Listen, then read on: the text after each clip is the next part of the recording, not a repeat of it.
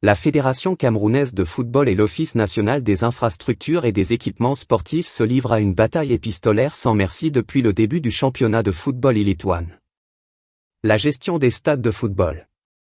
C'est la pomme de discorde qui oppose désormais la Fédération camerounaise de football, FECAFOOT, à l'Office national des infrastructures et des équipements sportifs, ONI.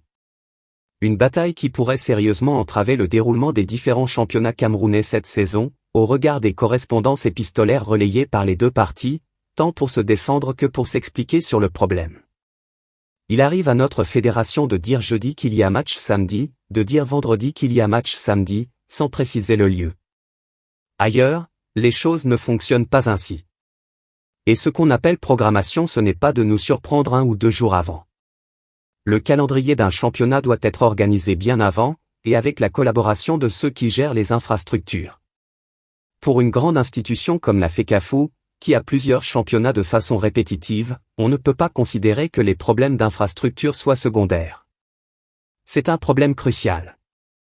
Lorsque vous annoncez le vendredi qu'il y a match samedi, vous croyez que peuvent espérer avoir une recette, s'interroge Joseph-Antoine Bell, président du conseil d'administration de l'ONI dans l'émission « Zone Mixte » animée par Richard Naha, sur sa page Facebook.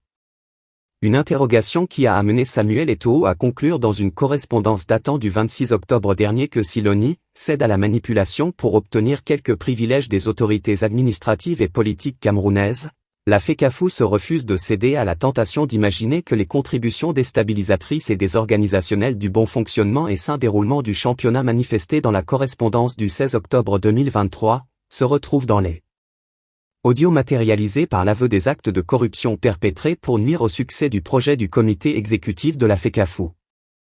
Et pourtant, l'ONI exige que, pour profiter des infrastructures sportives, il faut en faire la demande à temps, soit 15 jours au moins avant les événements nationaux et 1 mois au moins pour les événements internationaux, et contribuer à leurs charges d'entretien, d'exploitation et de maintenance.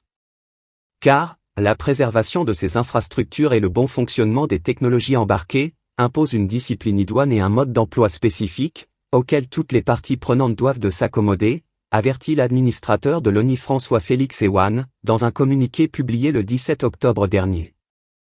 Intrusion dans la vente des billets. Créée en 2022 par décret présidentiel, cette institution qui soutient que la FECAFOOT doit payer les frais d'entretien des stades, aurait pourtant le pactole pour la circonstance, selon Samuel Eto'o. Nous sommes en droit de vous rappeler que pour la saison sportive 2022 à 2023, précisément de la période allant du 13 février 2023 au 6 octobre 2023 soit pendant 8 mois seulement, la FECAFOOT a payé entre vos mains la faramineuse somme de 116 748 094 francs CFA, précise-t-il dans correspondance. Tout en indiquant que, la préoccupation de l'ONI, est elle, intrusion intéressée et injustifiée dans la vente des billets, confectionnés et produits, pourtant, aux seuls frais de la FECAFOOT. Alors que votre organisation perçoit à chaque match de la FECAFOOT les frais d'entretien et de mise à disposition des stades, les dotations en carburant, exigibles en l'espace de 24 heures, et effectue les prélèvements directs à concurrence de 22% des recettes de vente des billets, explique Samuel Eto'o.